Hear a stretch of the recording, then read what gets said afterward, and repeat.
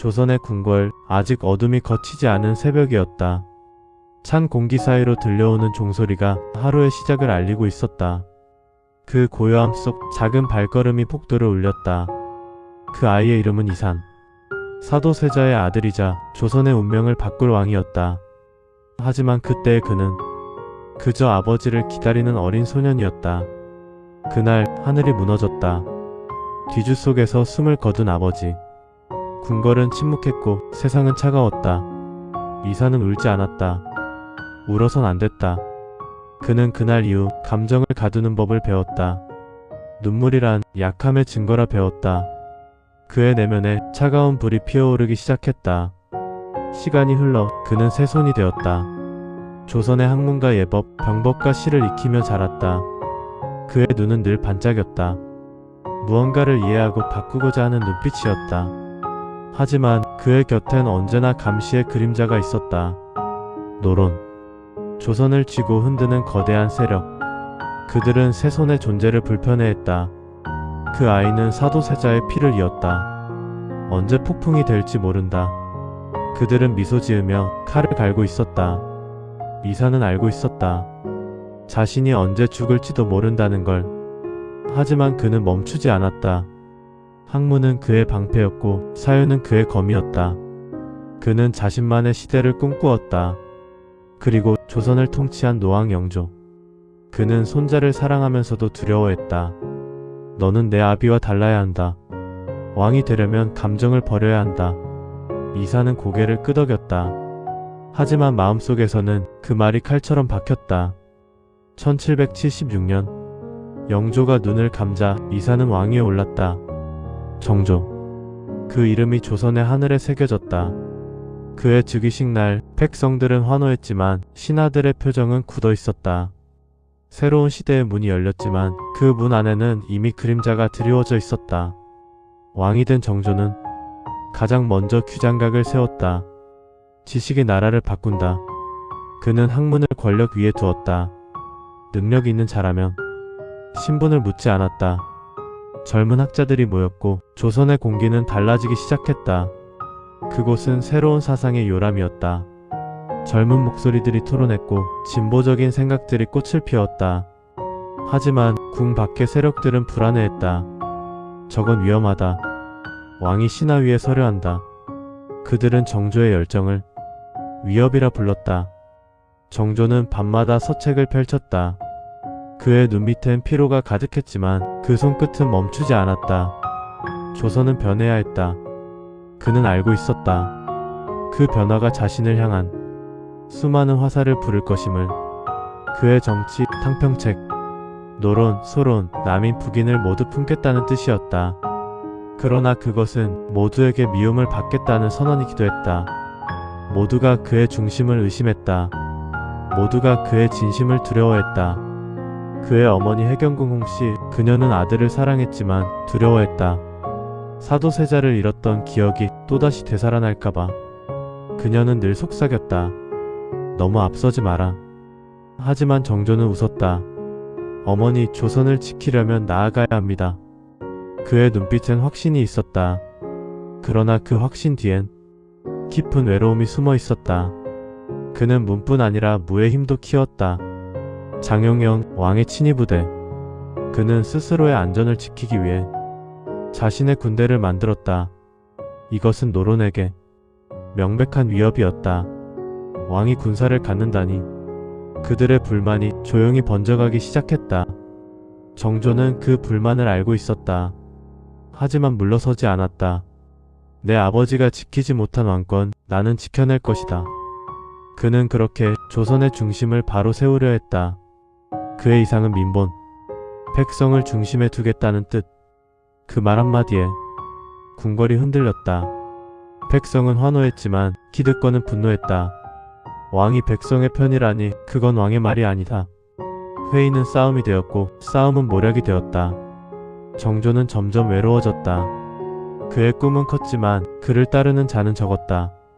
밤마다 그는 생각했다. 나는 옳은 길을 가고 있는가? 그는 창밖을 바라봤다.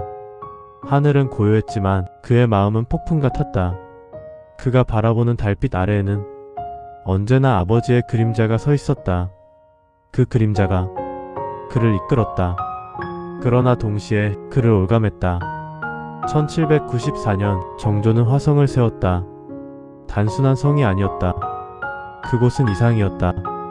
백성과 함께 짓는 새로운 조선의 상징. 그는 직접 현장에 나갔다. 땀을 흘렸고 백성과 대화를 나눴다. 이곳이 나의 아버지를 모실 자리다. 그 말엔 슬픔과 자부심이 함께 있었다. 화성은 완성되었다. 조선의 기술력과 정조의 의지가 하나로 녹아 있었다. 그는 기뻐했지만 그 기쁨의 끝에서 불길한 예감이 스쳤다. 이 평화가 오래가지 못하겠구나. 그 예감은 곧 현실이 되었다. 궁 안에서는 이미 비밀스런 서신이 오갔다. 누군가는 말했고 누군가는 들었다. 왕의 개혁은 끝나야 한다. 조선의 하늘 아래 정조의 개혁은 절정에 이르렀다. 새로운 인재들이 규장각에 모였고 백성들의 삶은 조금씩 바뀌었다. 세금이 정리되고 부패한 관리들이 자리에서 밀려났다. 그러나 그 변화의 속도는 너무 빨랐다. 이대로 두면 안 된다. 왕이 모든 걸 손에 쥐려 한다. 노론의 중심인물 심한지와 김기주, 그들은 속삭였다. 그를 제어해야 한다. 그렇지 않으면 우리 모두 사라진다. 그 말은 음모의 서막이었다. 정조는 그 움직임을 알고 있었다. 그러나 그는 멈추지 않았다. 오히려 더 강하게 밀어붙였다. 그의 손엔 개혁안이 쌓였고 그의 목소리는 더욱 단단해졌다. 조선은 달라져야 한다. 누군가는 이 길을 걸어야 한다. 그러나 그 밤 궁 안의 공기가 변했다. 등불은 쉽게 꺼지고 신하들의 발걸음은 무거웠다. 누군가가 그를 지켜보고 있었다. 멀리서 침묵 속에서 어머니 해경궁은 느꼈다. 불길한 예감이 가슴 깊이 스며들었다. 그녀는 밤마다 불공을 들이며 말했다. 부디 아비의 길을 걷지 말거라. 그러나 역사는 항상 같은 길을 돌고 있었다. 정조의 친위부대 장영영은 왕의 마지막 방패였다. 하지만 그 안에도 균열이 생겼다. 노론의 첩자가 이미 그 안에 스며들고 있었다. 그는 명령을 받았다. 왕의 병세를 지켜보라. 1799년 가을 정조는 점점 기침을 하기 시작했다. 그의 체온은 오르락내리락 했고 밤에는 식은땀이 흘렀다. 의원들은 말했다. 피로가 누적된 탓입니다. 하지만 정조는 그 말에 고개를 저었다. 이건 단순한 병이 아니다. 그는 믿을 만한 신하 한 명에게 서신을 남겼다. 만약 나에게 무슨 일이 생기면 규장각의 문서를 지켜라. 그 짧은 문장은 그가 모든 것을 알고 있었음을 말해주었다. 며칠 뒤 궁으로 들어온 한 상자. 온수탕제라 하옵니다. 왕의 열을 낮출 약이옵니다. 그 상자는 누가 보냈는지 명확하지 않았다. 전달 경로는 3번이나 바뀌었고 마지막 담당자는 자취를 감췄다. 내의원은 약을 다렸다. 다리는 내내 이상한 냄새가 났다. 이건 좀 다릅니다. 젊은 의원이 말했다. 그러나 원로 의원은 고개를 저었다. 전하의 명이시다. 그대로 올려라. 정조는 약을 들었다. 그는 잠시 망설였다. 손끝이 떨렸고 눈빛이 흔들렸다. 이 약이 나를 살릴까 아니면 끝내버릴까? 그는 조용히 말했다. 그리고 마셨다. 순간 바람이 멈췄다. 그의 얼굴이 창백해졌고 손끝이 차가워졌다. 전하. 신하들의 외침이 울렸다. 그러나 정조는 이미 의식을 잃고 쓰러졌다. 그의 병세는 급격히 악화됐다. 열은 떨어지지 않았고 맥은 불안정했다. 궁은 혼란에 빠졌다. 그의 곁엔 해경군과 몇몇 충신만이 남아있었다. 어머니 괜찮습니다. 조금 피곤할 뿐입니다. 정조는 미소를 지었다. 하지만 그 미소는 불안하게 흔들렸다. 너무 앞서갔구나. 이 나라는 너를 받아들이지 못했구나. 해경궁의 눈물이 떨어졌다. 그 눈물은 아버지를 떠나보낼 때와 같은 색이었다. 그 시각 궁 밖에서는 다른 불빛이 켜졌다. 노론 대신들이 모여 잔을 들었다. 이제 곧 새 세상이 올 것이다. 그들의 미소는 승리의 표정이었다. 누군가는 기록을 감췄다. 누군가는 흔적을 지웠다. 정조의 병세가 악화된 원인은 열병이라 적혔다. 그 문서에 약제 이상이라는 단어는 없었다. 의식이 흐려지던 마지막 날 밤 정조는 붓을 들었다. 진실은 언젠가 드러난다. 그 한 문장을 쓰고 붓이 떨어졌다. 1800년 6월 28일 새벽 궁 안의 모든 소리가 멎었다. 그는 마지막 숨을 내쉬었다. 조선의 개혁 군주 그 불꽃 같은 생이 그렇게 꺼졌다.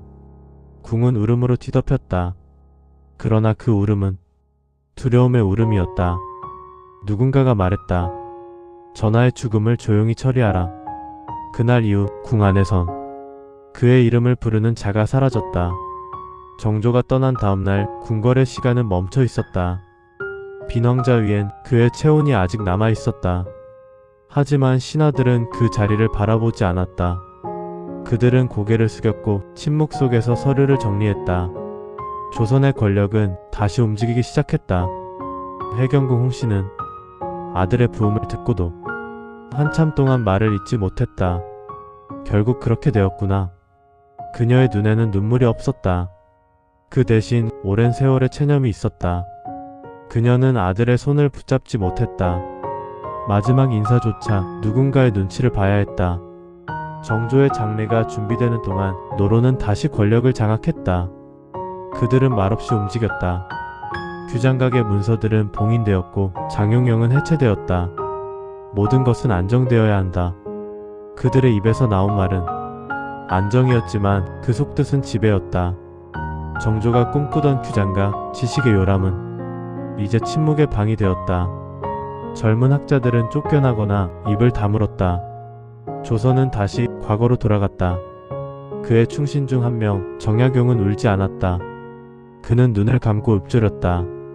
이 나라의 진심이 또다시 묻히는구나. 그는 곧 귀향길에 올랐다. 정조의 개혁을 따르던 자들은 하나둘 사라졌다. 그리고 어딘가에서 속삭임이 들려왔다. 약의 이상이 있었다. 온수탕제의 냄새가 달랐다.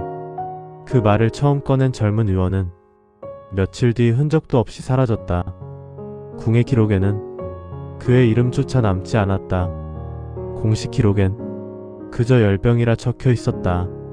그러나 잉크 자국은 이상하게 번져 있었다. 누군가가 무언가를 덮은 흔적처럼 밤마다 궁 안에서는 이상한 소문이 떠돌았다. 왕이 독을 마셨다. 누군가가 그의 약에 손을 댔다. 처음엔 속삭임이었지만 이내 파도처럼 퍼졌다. 백성들은 믿었다. 정조는 죽임을 당했다. 그들은 새벽마다 궁을 향해 절을 올렸다. 눈물과 분노가 섞인 목소리로 그의 이름을 불렀다. 우리의 임금이 죽었다. 진실은 어디 있는가? 하지만 진실은 어디에도 없었다. 수십 년 뒤 누군가 오래된 서구를 뒤지다 한 장의 편지를 발견했다. 정조의 친필이었다. 내가 죽으면 규장각을 지키고 백성의 눈물을 잊지 마라. 그는 이미 자신의 끝을 예감하고 있었다.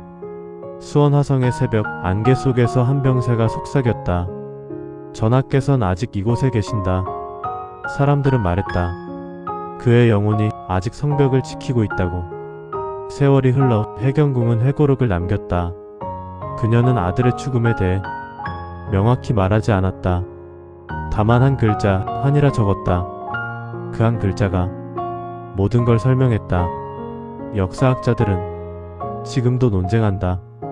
정조의 죽음은 정말 자연사였을까? 혹은 권력의 손에 의한 조용한 암살이었을까? 후대의 기록 중 일부엔 온수탕제의 이상이 있었다고 적혀있다. 은숟가락을 담갔더니 색이 변했다는 증언도 있다. 하지만 그 증언의 주인은 끝내 이름을 밝히지 못했다. 진실은 늘 목숨보다 무거웠다. 정조의 초상은 지금도 궁의 깊은 곳에 남아있다. 그의 눈빛은 여전히 살아있다. 그 눈빛은 무언가를 묻는다. 나는 정말 이 나라를 바꿀 수 있었을까? 해가 떠오른다. 성벽은 여전히 굳건하고 그가 세운 이상은 아직 무너지지 않았다. 백성들은 여전히 그의 이름을 부른다. 정조, 그는 실패한 왕이 아니라 끝까지 꿈꾼 왕이었다. 그의 죽음은 조선의 비극이었지만 그의 삶은 미래의 불씨였다. 그 불씨는 후대의 개혁가들에게로 이어졌다. 이제는 아무도 그날의 진실을 증언할 수 없다. 그러나 사람들은 안다. 그가 남긴 신념은 죽지 않았다는 걸. 달빛 아래 누군가의 목소리가 속삭인다. 진실은 언젠가 드러난다. 하지만 그때는 이미 늦었을지도 모른다. 정조의 조선은 사라졌지만 그의 정신은 남았다. 그는 왕이었지만 동시에 한 인간이었다. 사랑을 잃고 신념에 홀로 선 인간. 개혁의 불꽃은 꺼졌지만 그 제 위에서 새로운 시대가 피어난다. 역사는 기록이 아니라 누군가의 감정이 남은 시간입니다. 그 마음의 흔적을 다음 이야기에서도 함께 따라가 주세요. 구독과 좋아요는 그 시절의 이야기를 계속 이어가게 하는 힘이 됩니다.